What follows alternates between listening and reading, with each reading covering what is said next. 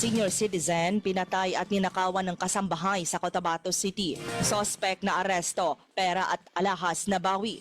Kinilala ang nasawi na si Lumbay Malyo Dalmaob, 61 taong gulang, biyuda na taga Barangay Rosary Heights 9, habang ang suspect ay si Normina Ramalan, 20 anyos.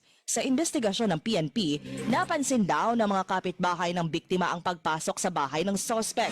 Ilang saglit pa ay nakita nila itong nagmamadaling lumabas habang bitbit ang isang eco bag at iba na ang suot na damit.